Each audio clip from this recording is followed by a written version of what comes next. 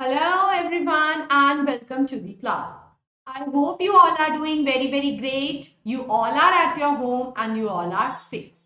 तो जिन्होंने अभी तक भी अनअकैडमी के ऐप को इंस्टॉल नहीं किया है तो वो फटाफट से कर लें ताकि मैक्सिमम से मैक्सिमम बेनिफिट्स को अवेल कर सकें. Before proceeding to the class, first of all I would like to tell this is a recorded lecture on high demand क्योंकि बच्चों को बहुत प्रॉब्लम हो रही थी on the principles of Fayol and Taylor.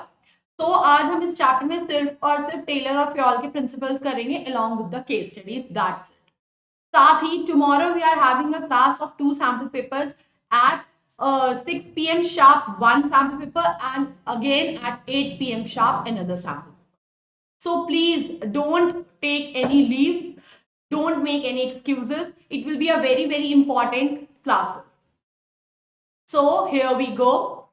So before I would like to introduce myself Abhilasha Pareja, your business studies educator at Unacademy. Welcome each and everyone to the class. I completed my graduation BCom from Delhi University, post-graduation MBA, finance as a major and marketing as a minor from IPM College. I have also done B.Ed from MGU. I am having experience of more than 7 years for grades 11th and 12th business studies. Along with that, I also take subjects like business organization management, human resource management, and business communication for graduation and post-graduation students. Also, I take up a subject of business and commercial knowledge for CA professional students. Right now, I am associated with 2 of the very known academies. They are Kalra Commerce Academy and Science Tutorials. BREJ10 is my referral code. First of all, you can use this referral code to unlock your Emerge exam. आप सबको पता है this is the last week for the Emerge. So please go ahead with the same because we have only this week for our preparations. Next week तो आपके board के exam शुरू होने वाले हैं. तो आप Emerge को अनलॉक करने के लिए भी यूज कर सकते हैं. Secondly, आप यूज कर सकते हैं to purchase any of the subscription, either Plus or Iconic. Totally depends on your choice. With this referral code, you can easily get a discount of 10%. So in today's class, we'll be covering chapter 2, that is Principles of Management. आज हम करेंगे अपना favorite chapter 2, Principles of Management. Although this is a very important and interesting chapters, लेकिन बहुत सारे जो नए बच्चे मेरे साथ जुड़े हैं from the special classes, they have actually missed my previous classes. So in today's class, मैं सिर्फ और सिर्फ आपको खुद explain करूंगी along with the keywords. No need to get any problem. साथ ही आपका क्या होगा, मैं आपको केस स्टडीज करवाऊंगी ताकि आप फेमिलियर हो जाओ कि हमें क्वेश्चंस में किस तरीके से प्रिंसिपल को ढूंढना है. That's it. Very small, crisp and easy class for the day. Telegram के बारे में आप सब जानते हैं. कॉमर्स 365 हमारा टेलीग्राम चैनल है. अगर आप इस चैनल को ज्वाइन कर लेते हैं then you are eligible first of all to get all the notifications and updates. आपको प्रॉपर नोटिफिकेशंस और अपडेट्स मिलती रहेंगी. आपको पता चलता रहेगा कि कौन से पर्टिकुलर सब्जेक्ट की क्लास कब है और उस पर्टिकुलर क्लास में क्या करवाया जाने वाला है, ताकि आप टाइम से पहले आ जाए, क्लास को ज्वाइन कर लें और मैक्सिमम से मैक्सिमम बेनिफिट्स को अवेल भी कर. So in today's class, we will be covering principles and techniques of Taylor and Fayol along with the case study. 14 principles of Fayol and 4 principles of Taylor plus 7 techniques will be covered up today. So are you all ready for the class? जल्दी से मुझे बता देंगे सारे. And don't think that it's a recorded lecture. I won't be available on the class. I will be full-fledged available. If anyone is having any doubt, please feel free to drop a message. All your doubts will be recovered here. All your points will be taken here only. ठीक है, किसी को कोई छोटे से छोटा या बड़े से बड़ा जो भी डाउट है related to the chapter, please feel free to drop a message. आप यहाँ पे मैसेज ड्रॉप कर देंगे, मैं आपके सारे के सारे क्वेश्चंस का यहीं पे रिवर्ट भी कर. तो लेट्स स्टार्ट. फर्स्ट होता है हमारे प्रिंसिपल. क्या होते हैं हमारे? They are broad and general guidelines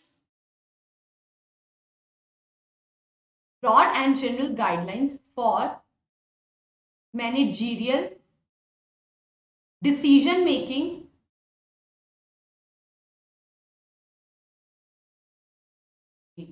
and actions. ये कहते हैं जैसी भी हमारी सिचुएशन होती है उस सिचुएशन का प्रिवेलिंग प्रिंसिपल हम अप्लाई करते हैं ताकि हम इजीली हम अपनी प्रिंसिपल को या अपनी प्रॉब्लम को सॉल्व कर सकें। जैसे भी हमारी प्रॉब्लम होगी हम उसी का ही प्रिवेलिंग प्रिंसिपल अप्लाई करें। अब आप सब सोच रहे हैं कि प्रिंसिपल्स डिराइव कहां से आते हैं, तो मैं आपको बता दूं हमारे प्रिंसिपल्स जो डिराइव होते हैं ये दो जगह से डिराइव होते हैं। सबसे पहला होता है हमारा ऑब्जर्वेशन और दूसरा होता है हमारा एक्सपेरिमेंटेशन। डेरिवेशन ऑफ प्रिंसिपल, ठीक है। ऑब्जर्वेशन क्या होता है, जब हम किसी चीज को कीनली ऑब्जर्व करते हैं, ध्यान लगा के देखते हैं कि ऐसा क्यों हो रहा है, फिर हम उसी को ही ट्राई करते हैं। क्या ट्राई करते हैं, क्या जो हमने ऑब्जर्व किया क्या वो सही था या वो गलत। तो the question here comes is, हमारा एमसीक्यू आ सकता है, how are principles of management derive, how are principles of management derive. तो हमारा आंसर में क्या होते हैं options, a observation, b experimentation, c previous experiences of managers, और डी में हमारा आता है ऑल ऑफ दी अबव। ठीक है, तो हम अपना करेक्ट आंसर क्या लेते हैं मैं आपको ये भी बता देती हूँ। Any guesses for the same, हम अपना करेक्ट आंसर लेते हैं बिल्कुल सही, D all of the above, क्योंकि हमारे जो प्रिंसिपल्स डिराइव होते हैं वो इन चारों से ही डिराइव होते हैं। प्रिंसिपल्स, हमें प्रिंसिपल्स दिए थे दो ने, जैसे कि एक था हमारा फ्योल और एक था हमारा टेलर। ठीक है, अब आप इसको याद कैसे रखोगे, सबसे पहले क्या आता है हमारा फ्योल। फ्योल का मतलब क्या हो गया, नीचे लास्ट, ऑल, ऑल मतलब बहुत सारे, बहुत सारे मतलब इसने हमें दिए थे 14 प्रिंसिपल। और टेलर कौन होता है, टेलर वो होता है जो कपड़े सिलता है, तो कपड़े सिलता है तो वो बिजी उसमें रहता है, जब वो उसमें बिजी रहता है तो इसने कितने दिए थे, इसने हमें दिए थे सिर्फ 4 प्रिंसिपल प्लस 7 टेक्निक्स। ठीक है, इसके प्रिंसिपल्स को हम बोलते हैं, इसके प्रिंसिपल्स को हम बोलते हैं principles of general management, principles of general management. और इसके प्रिंसिपल्स को हम बोलते हैं principles of scientific management. Clear, अब ध्यान से सुनेंगे। एक नंबर का क्वेश्चन और आ सकता है हमारा, who was Fayol, so the answer is fuel was a mechanical, sorry, fuel was a mining engineer.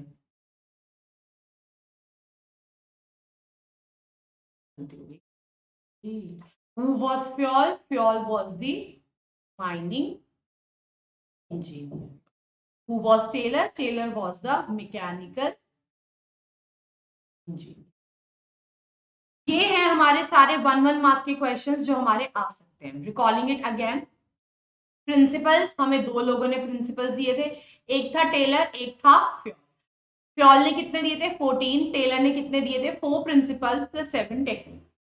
Fayol के प्रिंसिपल्स को हम बोलते हैं principles of general management, Taylor के बोलते हैं principles of scientific management. Who was Fuel? Fuel was no one other than the mining engineer. Who was Taylor? Taylor was no one other than the mechanical engineer. ये हमारा पूरा का पूरा chart है इसी chart. So let's start with the principle number 1. सबसे पहला principal होता है हमारा division of work. Division of, ये क्या कहता है, ये कहता है हम अपने काम को छोटे छोटे कॉम्पैक्ट जॉब्स में डिवाइड करते हैं, छोटे छोटे कॉम्पैक्ट जॉब्स में क्या करते हैं, डिवाइड करते हैं।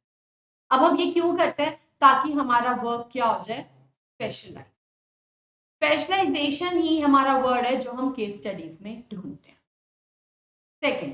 सेकेंड प्रिंसिपल होता है हमारा अथॉरिटी एंड रिस्पॉन्सिबिलिटी। अथॉरिटी किसके पास होती है? अथॉरिटी होती है हमारे सुपीरियर के पास। क्या होती है? टू गिव ऑर्डर्स, कमांड्स या टास्क। ठीक है, फिर आता है हमारी रिस्पॉन्सिबिलिटी। रिस्पॉन्सिबिलिटी किसकी होती है? हमारे सबऑर्डिनेट की। क्या होती है? To complete the given order, task या वर्क। कैसे? Effectively and efficiently. ये साथ ही हमें एक चीज कहता है, there should be proper balance between authority and responsibility. इन दोनों में से कोई भी अगर एक ऑर्गेनाइजेशन में एक्सीड कर जाती है तो वो हमारे लिए अच्छा नहीं होता। फॉर एग्जाम्पल, मैंने आपको पहले भी दिया था, अगर मैं आपको कहती हूँ tomorrow I be taking a test of the complete book. Complete book यानी कि मैंने आपको आधा करवाया, बाकी आधे का भी ले रही हूँ, तो यहाँ पे जितने बच्चे हैं उसमें से कोई भी नहीं आएगा, रादर कोई भी नहीं आएगा, बिकॉज जब कुछ कराया ही नहीं, जब बच्चों को उस चीज के बारे में नॉलेज ही नहीं है, तो बच्चा क्यों आएगा पढ़ने? करेक्ट। अगर मैं कहती हूँ tomorrow I will be taking the class of a sample paper, जो कि आपकी है 6 बजे, तो क्या आप नहीं आएंगे? आप जरूर आएंगे। ऑन दी नोट, क्योंकि आपको आना है, क्योंकि आपका काम है, क्योंकि आपको कर। तो इन दोनों चीजों में बैलेंस होएगा तो हमारी वो परफेक्ट रहती है। अथॉरिटी होती है हमारी दो तरीके की, एक होती है हमारी फॉर्मल और एक होती है हमारी इनफॉर्मल। फॉर्मल अथॉरिटी और इनफॉर्मल, इसको जब हम केस स्टडीज में देखते हैं तो हम सुपीरियर एंड सबऑर्डिनेट का रिलेशनशिप देखते हैं केस स्टडी। थर्ड, अभी मैं आपको ऐसे करा रही हूँ, then will go through all the case studies. अभी आपको रिव्यू मिल जाएगा ताकि आप आराम से सारी केस स्टडीज को सॉल्व कर सकें। थर्ड प्रिंसिपल होता है हमारा डिसिप्लिन। क्या होता है? डिसिप्लिन। डिसिप्लिन क्या कहता है? To obey the rules and regulations of the organization. कहते हैं हर जगह के कुछ रूल्स एंड रेगुलेशंस होते हैं जिन्हें हमें फॉलो करना जरूरी। अगर हम उन्हें फॉलो नहीं करेंगे तो हमें क्या पे करनी पड़ती है? Penalties. So penalty plus honouring the commitments, honouring the commitments हम ढूंढते हैं किसमें? अपनी case studies. Correct. Next, fourth principle होता है हमारा unity of command. Unity of command क्या कहते हैं? There should be one superior who will give orders। ठीक है, अगर हमारे मल्टीपल सुपीरियर्स होंगे तो हमें क्या हो जाएगी? कंफ्यूजन। कैसे? एक है हमारा सुपीरियर 1, ये कमांड दे रहा है सबऑर्डिनेट 1। एक है हमारा सुपीरियर 1, एक है हमारा सुपीरियर 2, और ये दोनों ही कमांड दे रहे हैं किसको? सबऑर्डिनेट 1। चलो अब ध्यान से देखेंगे हम। अब ये एक दे रहा है एक्सेप्टेबल, हमें इसकी फॉलो करनी है, इसमें दो दे रहे हैं, तो सबऑर्डिनेट सोचेगा यार मैं 1 की मानू तो 2 नाराज हो जाएगा, अगर मैं 2 की मानू तो 1 नाराज हो जाएगा। तो यहाँ पे क्या आएगी? हमें lots and lots of confuse. तो हम इसको केस स्टडीज में क्या कहते हैं? One head. ये ढूंढेंगे हम अपनी केस स्टडी। इसी का ही दूसरा एक्सटेंडेड आता है unity of direction. Unity of direction क्या कहती है? One head plus one plan. एक हेड होना चाहिए और प्लान भी कितना होना चाहिए? एक ही प्लान भी होना चाहिए। इससे एक तो हमें कंफ्यूजन नहीं होगी, हमारी वेस्टेज नहीं होगी, साथ ही हमारी डुप्लीकेशन ऑफ वर्क भी नहीं होगा। क्या नहीं होगा? डुप्लीकेशन ऑफ वर्क भी नहीं होगा।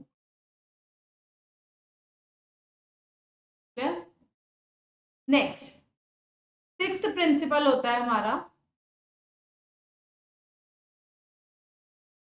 सबऑर्डिनेशन ऑफ इंडिविजुअल इंटरेस्ट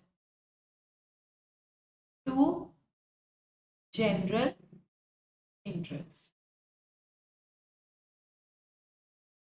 ठीक है, तो ऑर्गेनाइजेशन में कई बार एम्प्लॉयज के आगे ऐसी सिचुएशन आती है जहां पे वो अपना मतलब यानी कि सेल्फ बेनिफिट को ऊपर रखते हैं रादर देन ऑर्गेनाइजेशन के बेनिफिट से। तो ये चीज गलत है। जब हम ऑर्गेनाइजेशन में काम करते हैं तो हमारा सिर्फ और सिर्फ एक ही फोकस होना चाहिए। और हमारा फोकस क्या होना चाहिए? हमारा फोकस होता है जनरल इंटरेस्ट के ऊपर। जनरल इंटरेस्ट बोले तो ऑर्गेनाइजेशन के इंटरेस्ट के ऊपर। लेकिन जब हम काम करते हैं तो हमारे पास ऐसी कई सिचुएशंस आती हैं जहां पे हम अपने इंटरेस्ट को प्रायोरिटी पे रखते हैं, अपने इंटरेस्ट को ज्यादा ऊपर रखते हैं और ऑर्गेनाइजेशन के इंटरेस्ट को इग्नोर कर देते हैं। तो हमें ये सब काम नहीं करना। तो हम इसको केस स्टडीज में क्या देखते हैं? Our interest over organizational interest. Clear? Next होता है हमारा स्टेबिलिटी ऑफ पर्सोनल मतलब एम्प्लॉय। ये कहते हैं जब भी कोई एम्प्लॉय ऑर्गेनाइजेशन ज्वाइन करता है तो वो बहुत ही ज्यादा डिफिकल्ट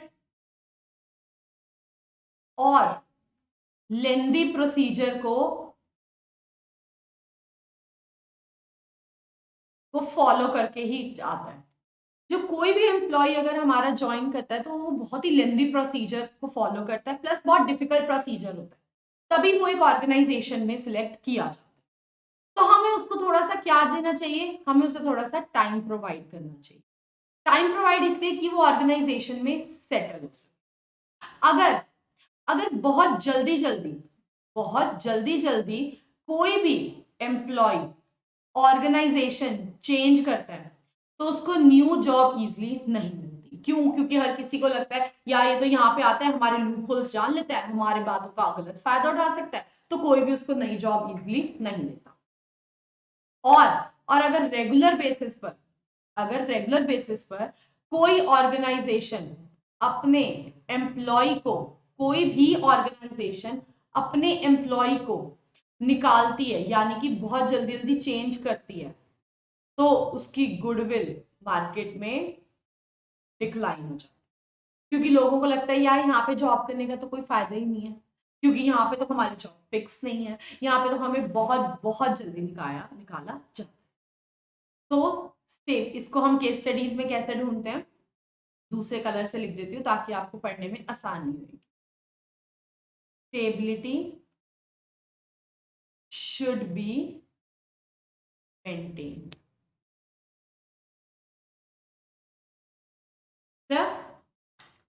नेक्स्ट 8th प्रिंसिपल होता है हमारा सेंट्रलाइजेशन एंड डिसेंट्रलाइज। ठीक है, सेंट्रलाइजेशन क्या होता है? सेंट्रलाइजेशन होता है हमारा decision making authority. Decision making कैसे? ये कहता है टू चूज द बेस्ट, कहां से? Among the given option. जितने भी हमारे पास ऑप्शंस अवेलेबल हैं उसमें से हमें बेस्ट को सिलेक्ट करना है। तो ये किसके पास होता है? ये होता है हमारा टॉप लेवल। और डिसेंट्रलाइजेशन क्या कहता है? जब टॉप लेवल का वर्कलोड बहुत हाई हो जाता है तो वो मिडल और लोअर लेवल में इक्वली काम को क्या कर देता है? डिवाइड करता है। तो यानी कि जब हम बात करेंगे अपने केस स्टडीज की तो हम इसमें देखते हैं टॉप, मिडल और लोअर का relation. Correct? 9. Order. Proper place for everyone and everything in an organization. Organization में भले मैन है, मटीरियल है, मशीनरी है, टेक्निक्स है, टेक्नोलॉजी है, हर किसी के लिए हमें एक प्रॉपर प्लेस होना बहुत जरूरी है, ताकि हमें किसी भी चीज को ढूंढने के लिए अपना टाइम वेस्ट ना करना. 10th, equity. इक्विटी क्या कहता है?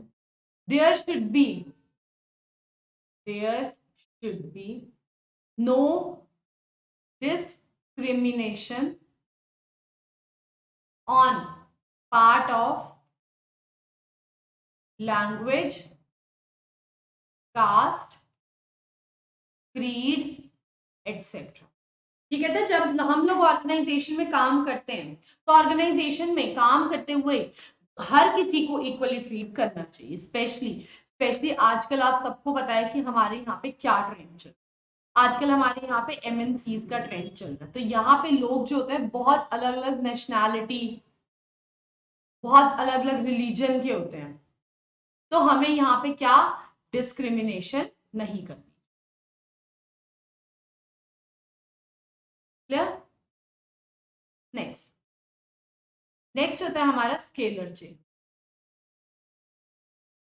ठीक है, ऑर्गेनाइजेशन में हमें एक प्रॉपर हायरार्की फॉलो करना जरूरी. वो हायरार्की होती है टॉप से मिडल, मिडल से लो. लेकिन यहां पे इंट्रोड्यूस किया गया था हमारे लिए गैंग प्लान. गैंग प्लान क्या होता है? ये कहता है at the time of emergency employees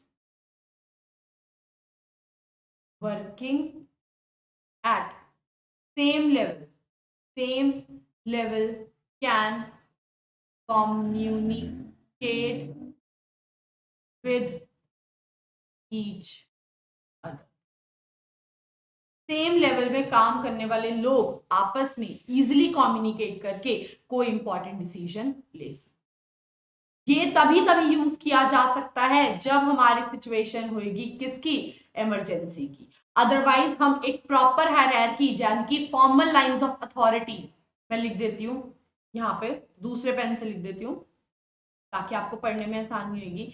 proper formal lines of authority follow करते हैं. क्लियर? नेक्स्ट 12th प्रिंसिपल होता है हमारा इनिशिएटिव. इनिशिएटिव कहता है employees should be encouraged to come forward and give their valuable suggestions. क्या देंगे आके? Valuable suggestion. इससे क्या होगा? इससे उनका मोटिवेट होंगे, मोटिवेशन लेवल बहुत ज्यादा बढ़ेगा, उनका कॉन्फिडेंस लेवल बहुत बूस्टअप होएगा, और एक एम्प्लॉय बहुत ज्यादा कंफर्टेबली जॉब कर सके, बहुत ज्यादा कंफर्टेबली जॉब भी कर सके.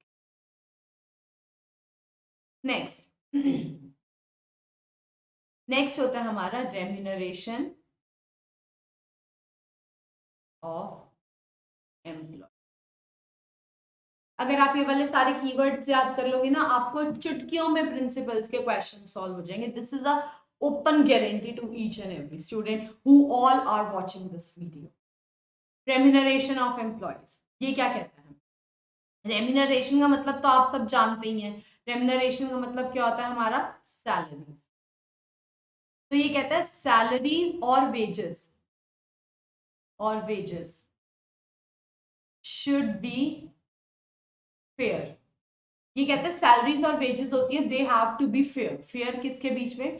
Fair to all the employees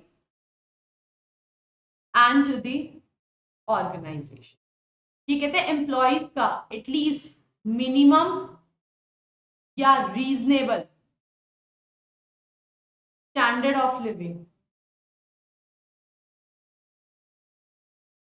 earn हो सके, और ऑर्गेनाइजेशन की एटलीस्ट पेइंग कैपेसिटी में होना चाहिए। ये कहता है जो हमारे सैलरीज और वेजेस होते हैं, they have to be fair. Fair मतलब बराबर होनी चाहिए, जायज होने चाहिए। किस किस के लिए? दोनों पार्टीज के लिए। अब वो दो पार्टीज कौन कौन सी होती हैं? वो दो पार्टीज होती हैं हमारे, एक तो होते हैं एम्प्लॉयज और एक होती है हमारी ऑर्गेनाइजेशन। एम्प्लॉयज की मिनिमम स्टैंडर्ड या reasonable standard of living, minimum facilities earn हो सके, और ऑर्गेनाइजेशन की पेइंग कैपेसिटी में होना चाहिए। These are the two things जो हम ढूंढेंगे कहां पे? अपनी case studies. Last principle is spirit the team work, sense of belongingness, unity, group. I should be replaced with we. कोई भी अगर हमें ऐसा सा वर्ड दिखता है तो हम अपना माइंड कम यूज करेंगे और सीधा लिख देंगे spirit the powers. These are the total 14 principles of FIOL. Now let's have the complete detail about each and every principle. तो प्रिंसिपल्स ऑफ मैनेजमेंट क्या होते हैं? They are broad and general guidelines for managerial decision making and action. जैसे भी हमारी situation होती है उसी सिचुएशन का प्रिवेलिंग प्रिंसिपल हम अप्लाई कर लें. How are they derive? Observation, जब हम किसी चीज को ऑब्जर्व करते हैं, एंड एक्सपेरिमेंटेशन, जब हम ट्राई करके देखेंगे what we have observed is correct और not. First is division of work, जहां पे हम अपने काम को क्या करेंगे? छोटे छोटे पार्ट्स में डिवाइड करेंगे ताकि हमारा वर्क क्या हो जाए? ताकि हमारा वर्क हो जाए specialize. Second, authority and responsibility. Authority किसके पास होती है? सुपीरियर के पास, और वो किसको देगा कमांड? सबऑर्डिनेट को. रिस्पॉन्सिबिलिटी किसकी बनती है? सबऑर्डिनेट की. क्या? जो हमें काम मिला है वो कंप्लीट करना. इन दोनों में प्रॉपर क्या कहते हैं, बैलेंस होना बहुत ज्यादा जरूरी है. अथॉरिटीज हमारी दो तरीके की होती हैं, ऑफिशियल अथॉरिटी या पर्सनल, या फॉर्मल और informal. Let's have a look over the case study. Before the case study, I always suggest each and every student to please read the question, what the actual question is demanding. So, can Mr. Bhardwaj be held responsible for the loss of the deal? Why or why not? Give a suitable reason in support of your answer. Also explain the related principle. Swaraj is running an office furniture showroom. Most of his clients are businessmen and they prefer to buy goods on credit. Keeping this in mind, he has given the power to the sales manager, Mr. Bhardwaj, to offer a credit period of only 20 days while negotiating a deal with a buyer. On a specific day, Mr. Bhardwaj finds that if he can offer a credit period of 30 days as an exception to a prospective buyer, he is likely to finalize a highly profitable deal for the business. So, Mr. Bhardwaj requests Swaraj to grant him additional authority for offering a credit period of 30 days in the interest of the business. But Swaraj refuses to extend his authority and as a result, the deal is not final. जब deal final नहीं हुई तो क्या mister Bhardwaj responsible है? No. क्यों? क्योंकि उसके पास क्या नहीं थी? Authority and responsibility. वो तो खुद एक एम्प्लॉई है. अगर उसका ओनर यानी कि स्वराज कहेगा तभी तो वो उसमें चेंजेस करेगा. अगर वो चेंजेस नहीं करवा रहा स्वराज, तो दैट मीन्स कि वो बिल्कुल बिल्कुल भी रिस्पॉन्सिबल नहीं है. नेक्स्ट, थर्ड होता है डिसिप्लिन, यानी कि to obey the rules and regulations of the organization, and if not paid we have to give the penalty, plus honoring the commitments. Next होता है यूनिटी ऑफ कमांड, यानी कि क्या होता है? One head. यानी कि अगर हमारे पास मल्टीपल हेड्स होंगे तो हमें क्या हो जाती है? कंफ्यूजन. ये चीज हमारी गलत है और ये चीज हमारी Voltec India Limited is manufacturing LED bulbs to save electricity. However, it is running under heavy losses. To revive from the losses, the management shifts the unit to a backward area where labor is available at a low cost. The management also asks the workers to work overtime without any additional payments and promises to increase the wages of the workers after achieving its mission. Within a short period, the company started earning profits because both the management and workers honored their commitment. सीधा सीधा आ रहा है, उसने promise किया और promise करने के बाद उस प्रॉमिस को फुलफिल किया, तो हमारा कौन सा प्रिंसिपल आ जाएगा? Principle of planning. नेक्स्ट होता है हमारा यूनिटी ऑफ डायरेक्शन। डायरेक्शन मतलब क्या कहते हैं? One head and one plan. इससे क्या होगा? हमारी वेस्टेज नहीं होगी, हमें कंफ्यूजन नहीं होगी, हमारा वर्क डुप्लीकेट भी नहीं होगा। So, in the context of the above case, identify and explain the principle of management which is being violated. एक तो violate हो रहा है. Also identify the principle of management that Rajbir feels should be implemented in the factory. एक तो हमारा violet हो रहा है और एक इम्प्लीमेंट हो रहा है, तो लेट्स सी कौन सा वॉयलेट हो रहा है और कौन सा हमें इम्प्लीमेंट करना चाहिए। Rajbir works as a plant superintendent in a carpet making factory. In order to complete the export orders on time, the production manager asked him to make the workers work overtime. Whereas the finance manager is strictly against the practice because it will increase the cost of production. एक कह रहा है बढ़ा दो, एक कह रहा है मत करो, वो किसकी सुने? तो उसको क्या हो रही है? कंफ्यूजन। तो कौन सा प्रिंसिपल वायलेट हो रहा है? Unity of command. Next, moreover, Rajbir feels that since the company is manufacturing handmade carpets as well as machine-made carpets, there is a lot of overlapping, यानी कि दो तरीके के बन रहे हैं. Therefore, there should be two separate divisions for both of them, wherein each division should have its own in charge, plans and execution. तो यहाँ पे क्या आ जाएगा हमारा? Unity of clear. Next, subordination of individual interest to genuine interest. ये कहते हैं ऑर्गेनाइजेशन में कई बार हमारी ऐसी सिचुएशन आती है कि जहां पे हमें अपना बेनिफिट ज्यादा दिखता है, तो हमें उसको इग्नोर करना और ऑर्गेनाइजेशन के बेनिफिट के बारे में सोचना। तो हम इसको केस स्टडीज में क्या देखते हैं? Our interest over organizational interest. Remuneration यानी कि जो हमारी सैलरीज होती है वो क्या होनी चाहिए? फेयर, फेयर टू बोथ यानी कि ऑर्गेनाइजेशन एंड एम्प्लॉय। ऑर्गेनाइजेशन की पेइंग कैपेसिटी में होना चाहिए और एम्प्लॉयज के at least reasonable standard of living earn हो सके। Centralization and decentralization. सेंट्रलाइजेशन मतलब डिसीजन मेकिंग अथॉरिटी किसके पास होती है? Top level. डिसेंट्रलाइजेशन क्या कहते हैं? जब टॉप लेवल बहुत क्या हो जाता है? वर्कलोडेड हो जाता है, तो वो मिडल और लोअर लेवल में काम को क्या करता है? इक्वली डिवाइड कर देता है, ताकि ना ही कोई ओवरबर्डन हो और ना ही कोई लेस बर्डन। तो हम इसमें किसका रिलेशन देखते हैं? हम इसमें देखते हैं टॉप, मिडल और लोअर का।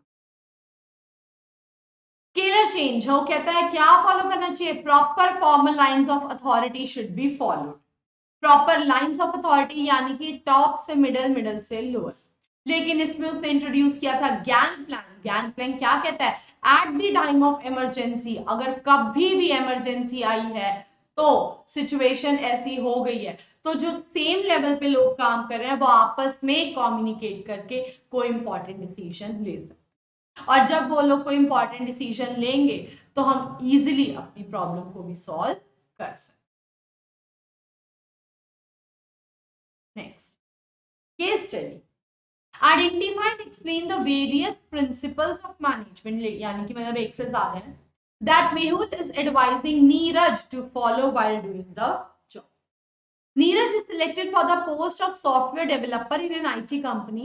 On the first day of his joining, Mehul, his project manager, tells Neeraj that during the course of his work, he will come across many such opportunities that may tempt him to misuse his powers for individual or family's benefit at the cost of larger general interest of the company. यानी कि यहाँ पे क्या आएगा, subordination of individual interest to general interest.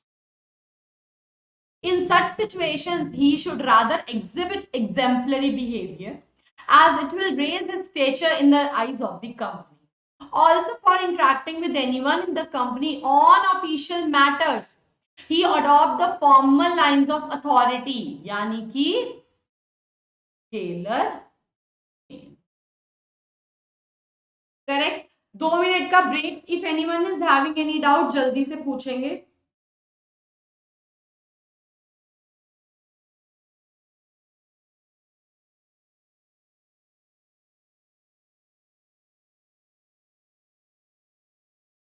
Clear? Any doubt? Please feel free to drop a message. Order, proper place for everyone and everything in an organization.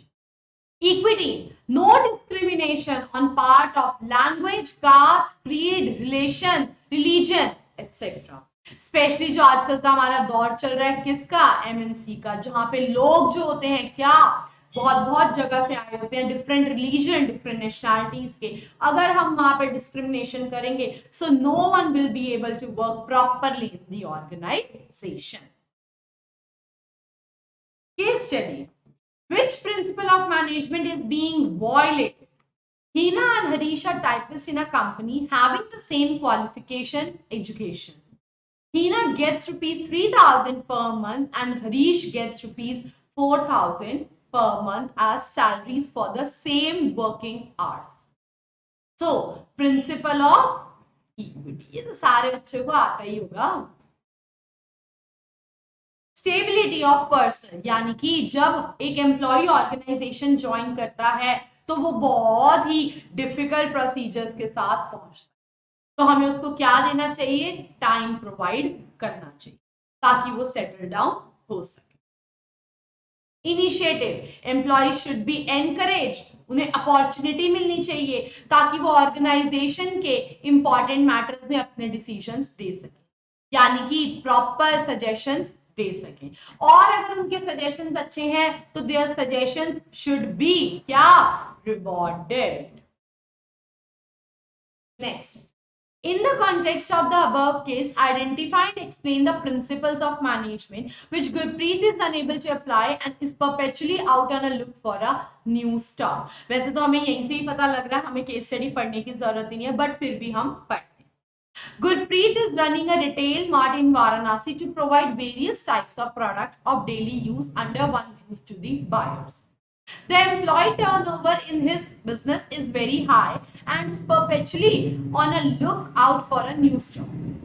The fact of the matter is that he lacks managerial skills and assigns work to his employees on ad hoc basis without letting them settle down in a specific work.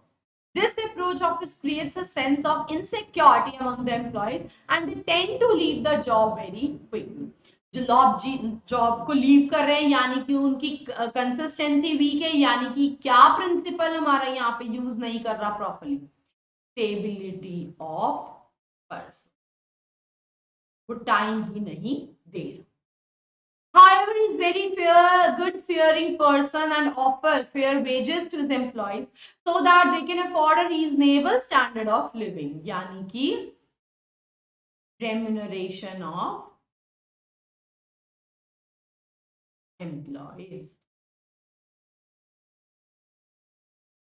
Clear? Next, one more case study. State the principle of management that is violated in the above paragraph. Telco Limited manufactures files and folders from old clothes to discourage the use of plastic files and folders. For this, they employ people from nearby villages where very less job opportunities are available. An employee, Harish, designed a plan for the cost reduction, but it was not welcomed by the production manager. Another employee gave some suggestions for improvement in design, but it was also not appreciated by the production managers. लोग काम कर रहे हैं, suggestions दे रहे हैं, लेकिन उसको consider नहीं किया जा रहा है. यानी कि कौन सा प्रिंसिपल हमारा वायलेट हो रहा है? Principle of initiative.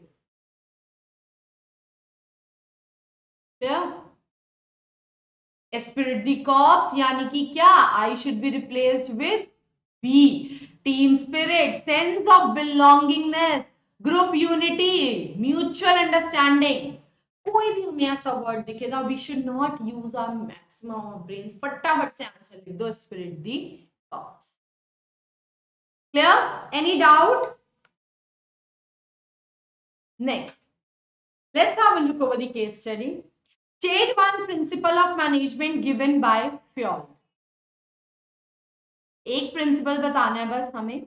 One characteristic of management भी बतानी है, यानी कि it's interlinked question of chapter 1. Nutan Tiffin Box service was started in Mumbai by the Mumbai Dabbawalas. The Dabbawalas, who are the soul of entire Mumbai, aim to provide prompt and efficient services by providing tasty homemade tiffin to all office goers at the right time and the place. The service is uninterrupted even on the days of bad weather, political unrest, and social disturbances. Recently, they have started online booking system through their website bydabbawalas.com. Owing to the tremendous popularity amongst the happy and satisfied customers and members, the Dabbawalas were invited as guest lecture by the top business schools. The Dabbawalas operate in a group. की बात आ गई तो हमें आगे पढ़ने की जरूरत ही नहीं है. हमारा क्या आ जाएगा? Spirit the corps. और साथ ही यही से हमारी करेक्टरिस्टिक क्या आ जाएगी? ग्रुप की बात हो रही है तो ग्रुप एक्टिविटी. फिर भी हम पढ़ लेते हैं. Each team group teams up his other group in order to deliver the tiffins on time. They are not transferred on frequent basis as they have to remember the addresses of their customers. They follow certain rules while doing tasks. No alcohol during working hours, no leaves without permissions, wearing white caps and carrying ID cards during business hours. Recently, on the suggestion of a few motivated fellow men, बिल्कुल सही. अगर आप कह रहे हैं discipline तो हमारा हाँ जी डिसिप्लिन भी आ सकता है. The Dabbawalas thought out and executed a plan of providing food left in tiffins by customers to slum children. They have instructed their customers to place red sticker if food is left in the tiffin to be fed to poor children later. Next, identify the principle of management applied by the success of the program. State any two features of management, यानी कि फिर से interrelated question with chapter number 1. आपका विद्यालय believes in the holistic development of students and encourages team building. फिर से यानी कि spirit की. बच्चों अगर हमें कोई दिख रहा है ना, हम लिखते भी चले जाते हैं, जैसे ही बाद में आंसर की कॉल होगी हम वही यूज कर. Through a mix of curricular, co-curricular and sports activities, on its founders, their stage program had to be put up. A committee of 10 prefects was constituted to plan different aspects of the function. They all decided to use recycled paper for the decoration. There was a spirit of unity and harmony and all the members supported each other. With a mutual trust and a sense of belongingness, the program was systematically planned and executed. Karthik, one of the prefects, realized that the group had unknowingly applied one of the principles of management while planning and executing the program. He was so inspired by the success of this function that he asked his father to apply the same principle in the business. His father replied that he was already using the. So principle is spirit the corps. तो features क्या हो जाएंगे हमारे? एक तो goal oriented यानी कि उसका annual function success हुआ है and group activity.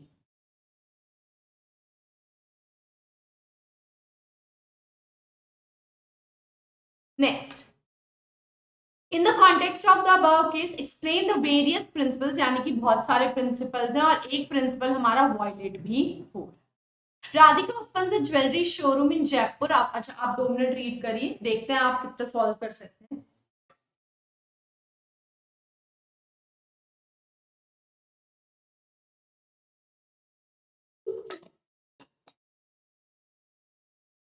Radhika opens a jewelry showroom in Jaipur after completing a course in jewelry designing. She had employed 11 persons in her showroom. For greater productivity, she divides the work, यानी कि बिल्कुल सही जवाब, division of work into small tasks, and each employee is trained to perform his or specialized job. The salesperson is allowed to close a deal with a buyer by giving a maximum of 10% discount, whereas the decision to give any further discount rests with the Radhika as the final authority. क्योंकि authority यानी कि वो कौन है, top level, तो क्या आ जाएगा हमारा यहाँ पे, centralization and decentralization. In the earlier days of starting of the business, 5 of her employees were asked to put in extra hours of work. In return, she had promised to give them a special incentive within a year. Therefore, after 6 months, when the business was doing well, she awarded a cash bonus to each of these employees to honor her commitment. यानी कि discipline. However, when it comes to settling the conflict among her employees, she tend to be more biased with the female employees. यानी कि तो हमारा जो principal violet हो रहा है वो कौन सा है, next identify and explain the various principles. इसमें भी देखते हैं बहुत सारे हैं। Raj and Simran are both qualified eye surgeons and good friends. After obtaining a certificate of practice, they decide to pursue a career of their own choice. Raj starts an eye care center in the city, whereas Simran joins a government hospital in a small village. They met after a long time in a party. Raj invites Simran to visit his eye care center and she expects his invitation.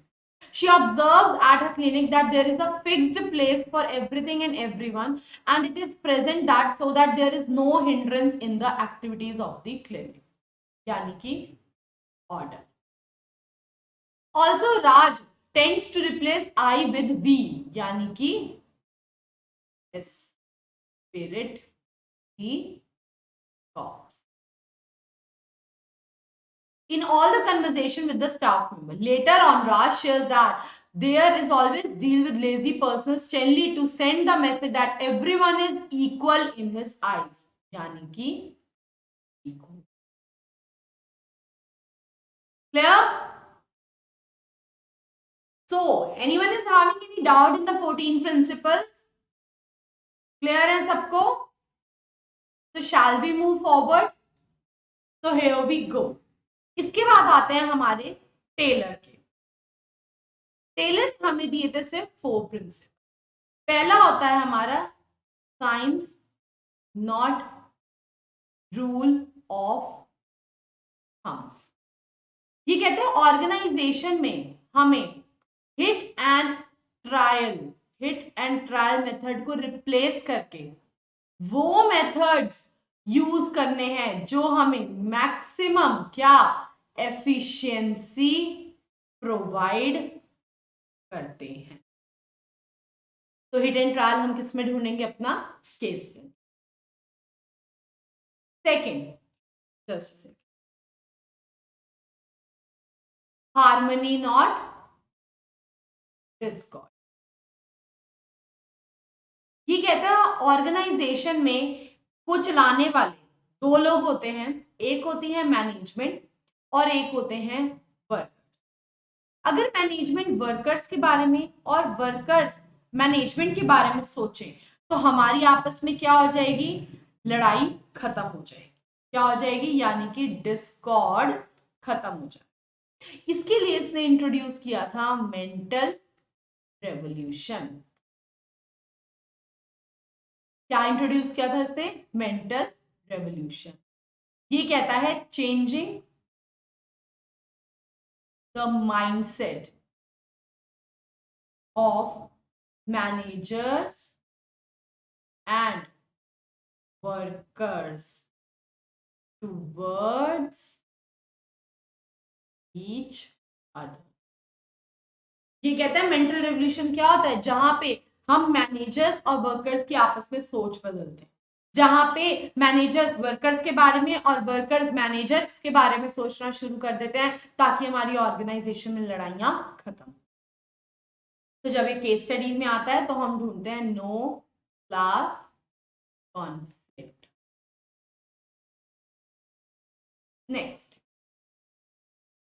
Next होता है हमारा corporation not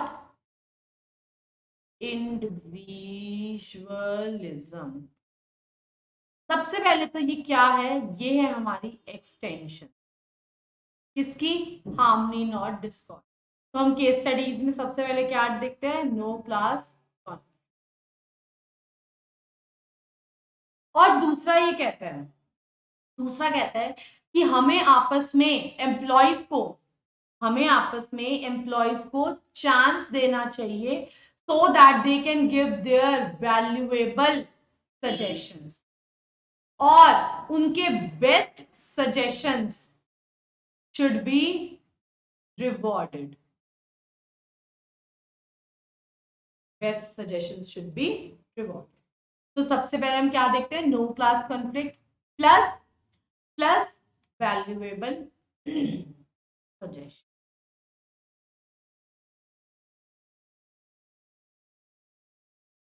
correct. Last होता है हमारा development of workers to their greatest efficiency and prosperity। ये क्या कहता है, अगर हम चाहते हैं कि हमारे एम्प्लॉयज की डेवलपमेंट होए तो हमें उन्हें टाइम टू टाइम क्या प्रोवाइड करनी चाहिए, एनीवन, हमें उन्हें टाइम टू टाइम देनी चाहिए प्रॉपर ट्रेनिंग। क्योंकि ट्रेनिंग हमारी क्या हेल्प करती है, ट्रेनिंग हमारी हेल्प करती है हमारी नॉलेज प्लस हमारे स्किल्स को एनहांस यानी कि बढ़ाने में। क्लियर। सो सबसे पहला होता है science not rule of thumb, जहां पे हम हिट एंड ट्रायल मेथड्स को रिप्लेस करते हैं। ये तो हमारे पास ऑर्गेनाइजेशन में इतना टाइम नहीं होता कि हम हिट एंड ट्रायल पे जाएं, बिकॉज इससे हमारे एक तो टारगेट्स कंप्लीट नहीं होंगे, सेकेंडली हमारे वेस्टेज बहुत वेस्ट होंगे, रिसोर्सेज बहुत वेस्ट होंगे, थर्डली हमारे ह्यूमन रिसोर्सेज भी बहुत ज्यादा वेस्ट होंगे। इसलिए हमें वही अपने पुराने मेथड्स यूज करने चाहिए जो हमें मैक्सिमम क्या प्रोवाइड करते हैं, एफिशिएंसी प्रोवाइड करते हैं। सेकेंड होता है हार्मनी नॉट डिस्कॉर्ड, यानी कि हार्मनी का मतलब क्या होता है हमारा सुख शांति, ठीक है, और डिस्कॉर्ड का मतलब क्या होता है हमारा लड़ाई। तो ये कहता है हमें ऑर्गेनाइजेशन में क्या करना है, हमें ऑर्गेनाइजेशन में लड़ाइयां नहीं करनी है, हमें ऑर्गेनाइजेशन में अपना सुख शांति मेंटेन करके रखनी है। इसके लिए उसने क्या इंट्रोड्यूस किया था, मेंटल रेवोल्यूशन, यानी कि changing the mindset of management and workers towards each other. Pawan is working as a production manager in CFL Limited. This manufactures CFL bulbs. There is no class conflict between the management and work. The working conditions are very good. Company is earning huge profits. As a policy, the management shares the gains and with the workers because they believe in the prosperity of the. तो क्या हो जाएगा हमारा answer, harmony not discord. Next cooperation, सबसे पहले ये extension है किसकी, हार्मनी नॉट डिस्कॉर्ड की। इसके बाद competition should be replace with cooperation, साथ ही constructive suggestions should be rewarded. So ABC Limited is engaged in producing electricity from domestic garbage. There is almost equal division of work and responsibilities between workers and the management. No class conflict. The management even takes workers into confidence before taking important decisions, यानी कि उनके suggestions भी लेती हैं. All the workers are satisfied in the behavior of the management. Very good. यानी कि cooperation, not individualism. Clear? Development of workers, यानी कि हमें क्या करना है, proper training should be given जिससे हमारे वर्कर्स की भी डेवलपमेंट हो सके, because training always helps to enhance क्या, knowledge and skills of a employee या candidate. Clear? Explain the various principles of scientific management. Ritik is desirous of setting up a small factory to manufacture different kinds of eco-friendly packaging material. He proposes to adopt a logical approach to his business rather than hit and trial method. Hit and trial method बोले तो क्या हो जाएगा हमारा? बिल्कुल सही, science not rule of thumb. As he knows that this can be result in tremendous saving of human energy as well as wastage of time and materials. He plans to adopt petralistic style of management in practice in order to avoid any kind of class conflict. यानी कि harmony, not discord, emerge between him and the workers. Moreover, he plans to seek the opinion of his workers before taking any important decision. Also offer incentives to them for providing valuable suggestions. यानी कि cooperation, not individualism. Clear? Next. इसके बाद आते हैं हमारे कुछ combinations. सबसे पहला हमारा कॉम्बिनेशन होता है रेम्यूनरेशन ऑफ एम्प्लॉयज के साथ हार्मनी नॉट दिस. ठीक है. अच्छा, अब आपने देखा होगा मैंने आपको भी दोनों समझाए हैं तो अब आपको क्लियर होंगे. तो रेम्यूनरेशन ऑफ एम्प्लॉयज क्या कहता है, सैलरीज शुड बी क्या, फेयर, किसकी, टू बोथ, किसकी, organization and employees. Harmony not discord क्या कहता है, ऑर्गेनाइजेशन के दो क्या होते हैं, व्हील्स होते हैं. कौन कौन, मैनेजमेंट और वर्कर्स. तो जब इसमें ऑर्गेनाइजेशन एम्प्लॉयज की बात हो रही है, यहाँ पे मैनेजमेंट वर्कर्स की बात हो रही है, बात बराबर है. तो आपस में दोनों क्या होते हैं, इंटर रिलेटेड. तो इसके लिए हम कौन सी लाइन ढूंढते हैं, it should be in the, एक second, it should be in the paying capacity plus should earn reasonable standard of living. बेटा थोड़ा सा हैंड राइटिंग को इग्नोर करना, I am very hard practicing for the same. Clear? Next, second हमारा set होता है हमारा इनिशिएटिव के साथ कॉपरेशन नॉट इंडिविजुअलिज्म. ठीक है. अब देखो ध्यान से, इनिशिएटिव क्या कहता है, valuable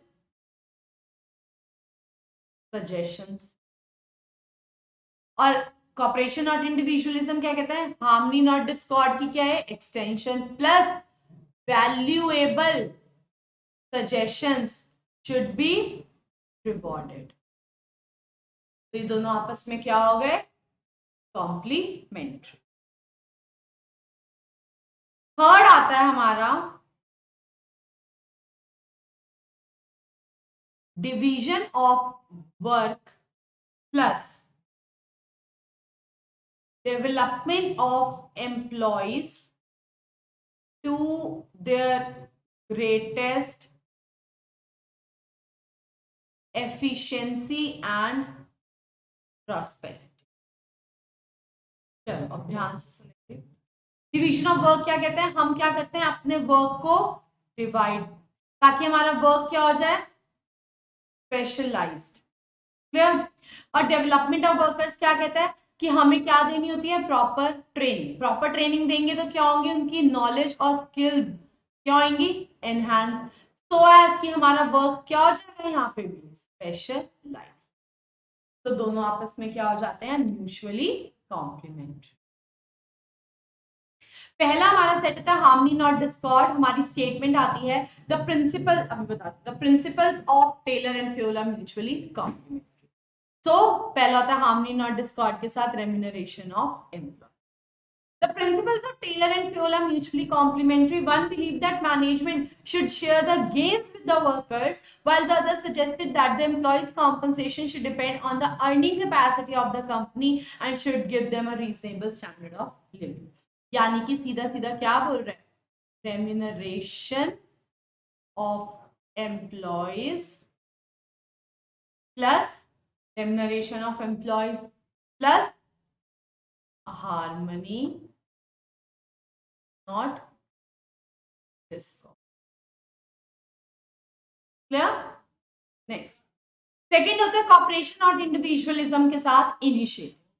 The principles of Taylor and Fiola are mutually complementary. One believed that management should not close its ears to constructive suggestions made by the employees, while the other suggested that a good company should have an employee suggestion system whereby suggestions which result in substantial time and cost reduction should be rewarded. यानी कि क्या हो गया हमारा, cooperation not individualism plus initiative. Clear? Third होता है हमारा development of workers to the greatest efficiency and prosperity के साथ डिवीजन ऑफ। इसके बाद आती है हमारी टेक्निक्स। सबसे पहले आती है हमारी वर्क स्टडी। वर्क स्टडी को हम चार में डिवाइड करते हैं। कौन कौन से? मोशन, मेथड, फैटीग और टाइम। तो फर्स्ट है हमारी मेथड स्टडी। मेथड स्टडी कहती है one best way to do the. ये तो ऑर्गेनाइजेशन में काम करने का सिर्फ एक ही बेस्ट तरीका होता है और हमें उसी बेस्ट तरीके से ही अपना काम करना चाहिए। Second, motion study. ये कहते हैं to eliminate unnecessary motions like, क्या क्या होते हैं हमारे, sitting, standing, lifting etc. to increase the pace of production. ये कहते हैं जब हम काम कर रहे होते हैं तो अगर हम अननेसेसरली इधर देखें उधर देखें, ऐसे करें, फोन देखें, हेलो करें, हाय करें, इंस्टा खोलें, फेसबुक खोलें, इससे क्या होता है, हमारा ध्यान अपने काम से हटकर इधर उधर चलता है। ये सब चीजें नहीं करनी चाहिए। तो हम इसको चेक कैसे करते हैं, इसको हम चेक कर सकते हैं सीसीटीवी या मूवी कैमरास के। थर्ड आता है हमारा motion method fatigue.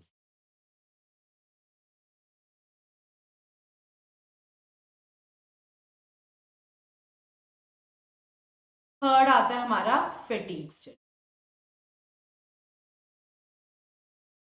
Fatigue study क्या कहती है, हमारी रेस्ट इंटरवल्स।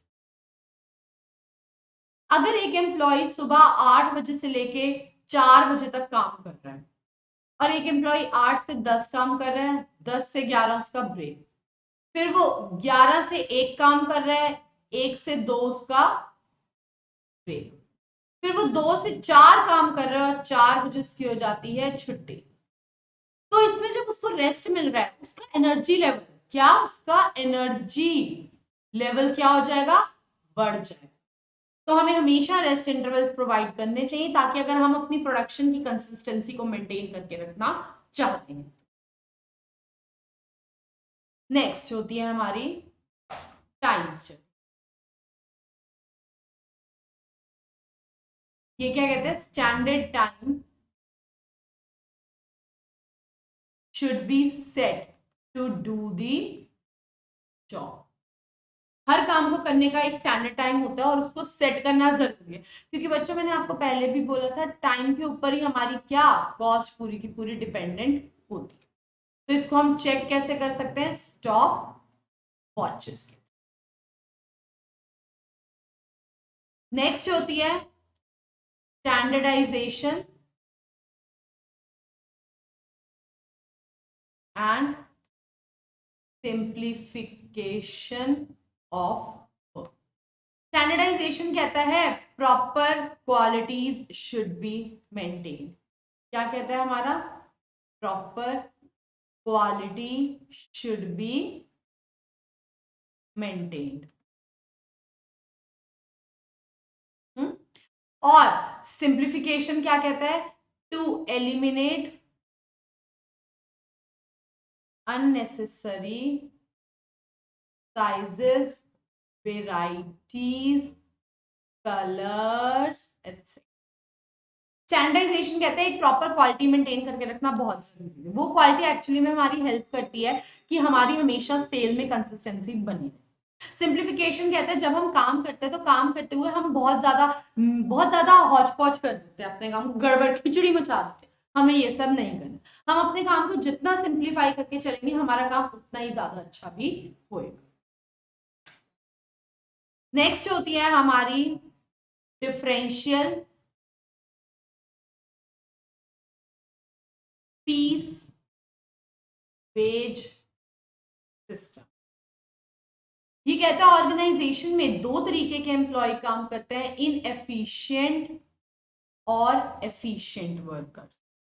तो इन दोनों की जो सैलरीज होती हैं वो क्या होनी चाहिए, वो पूरी की पूरी हमारी डिफर भी करनी चाहिए। और लास्ट होता है हमारा फंक्शनल फोरमैनशिप, जो क्या कहते हैं, हम लोअर लेवल को 8 स्पेशलिटीज में क्या करते हैं, डिवाइड करते हैं। इसीलिए ये एक्सटेंशन है किसकी, दूसरे का, इसलिए ये एक्सटेंशन है किसकी, डिवीजन ऑफ वर्क। और किस में डिवाइड करता है, 8 हेड्स में। तो ये वॉयलेट कौन सा करता है, ये करता है unity of. Let's have all this in detail. पहला होता है फंक्शनल फॉर्मेशिप, जहां पे हम क्या करते हैं, लोअर लेवल को 8 स्पेशलिटीज में डिवाइड करते हैं। क्योंकि हम डिवाइड करते हैं तो इसलिए ये एक्सटेंशन बन जाता है of the principle division of work. और हम लोअर लेवल को 8 हेड्स में देते हैं तो ये क्या हो जाता है, वॉयलेट कर देता है कौन सा प्रिंसिपल, यूनिटी ऑफ।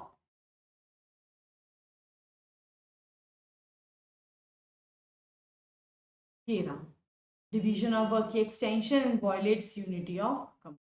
पहले में आता है हमारा प्लानिंग इंचार्ज और प्रोडक्शन डिपार्टमेंट। प्लानिंग में आता है इंस्ट्रक्शन कार्ड क्लर्क, जो हमें रूट ऑफ इंस्ट्रक्शंस प्रोवाइड करता है। रूट क्लर्क जो हमें रूट ऑफ प्रोडक्शन प्रोवाइड करता है। टाइम एंड कॉस्ट क्लर्क हमारी टाइम और कॉस्ट सेट करता है। डिसिप्लिनरी वर्क एरिया पे डिसिप्लिन मेंटेन करता है। स्पीड बॉस स्पीड सेट करता है। Gang boss material machine tools को रेडीली अवेलेबल करता है। रिपेयर बॉस हमारे रिपेयर्स मेंटेन करता है और इंस्पेक्टर हमारा क्वालिटी ऑफ वर्क भी चेक करता है। Just a very important thing that I want to share with you all is root clerk, gang boss और इंस्पेक्टर हमारे 1 मार्कर क्वेश्चन में आ सकते हैं। स्टैंडर्डाइजेशन, जहां पे हम अपने प्रॉपर स्टैंडर्ड सेट करते हैं, यानी कि हम किस पे फोकस करते हैं, अपनी क्वालिटी के ऊपर। सिंप्लीफिकेशन, जब हम अपने वर्क को सिंप्लीफाई करके चलते हैं। सिंप्लीफाई बोले तो जब हम अपने काम को बहुत इजी करके चलते हैं। इजी कैसे करेंगे? इजी हम ऐसे करते हैं अपने काम को कि हम अननेसेसरी वेराइटी, साइजेस, इन सब चीजों में डील नहीं करेंगे। हम जितना अपने काम को इजी करके चलेंगे उतना ही हमारा काम भी अच्छे से हो सके।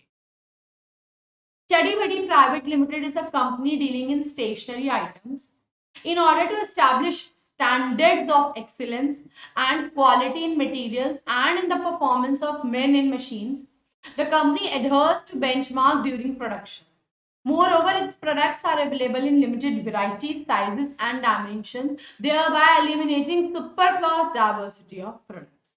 यानी कि simplification and standardization of work. Clear? फिर आता है वर्क स्टडी को हमने 4 में डिवाइड किया था। मेथड यानी कि one best way to do the job. Motion यानी कि हमें unnecessary motion like lifting, sitting, object, gossiping, सब कुछ को एलिमिनेट करना। इसको हम चेक कैसे करते हैं? मूवी कैमराज के थ्रू या सीसीटीवी के। नेक्स्ट, टाइम स्टडी, जहां पे हम क्या करते हैं? अपना एक स्टैंडर्ड टाइम को सेट करते हैं। इसको हम कैसे चेक कर सकते हैं? By the stop. फिर आता है फटीग स्टडी, जो क्या कहते हैं? हमें रेस्ट इंटरवल्स प्रोवाइड करने पूरे पूरे जरूरी। इन द कहां गया क्वेश्चन हमारा? Identify explain any two techniques. सिर्फ 2 टेक्निक्स बतानी है। Sanchit, after completing his entrepreneurship course from Sweden, returned to India and started a coffee shop, Aroma Coffee Can, in a famous mall in New Delhi. The specialty of the coffee shop was the special aroma of coffee and a wide variety of flavors to choose from. Somehow, the business was neither profitable nor popular. Sanchit was keen to find out the reason. He appointed Sandhya, an MBA from a reputed college, as a manager to find out the causes for the sale.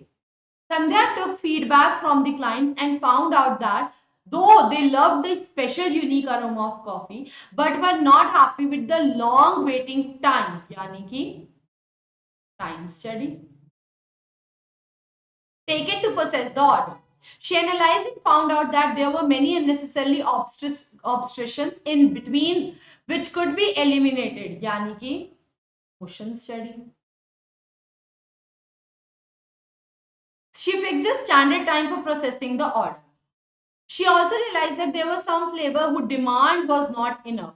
So they also decided to stop the sale of such flavor. As a result, within a short, Sandhya was able to attract. Stop the flavors yani ki simplification. 3 आए हैं, आपको 2 लिखने हैं। Any 2 you can write. Differential piece wage system, जहां पे हम efficient और inefficient workers को आपस में सैलरीज को क्या करते हैं? डिफरेंशिएट करते हैं।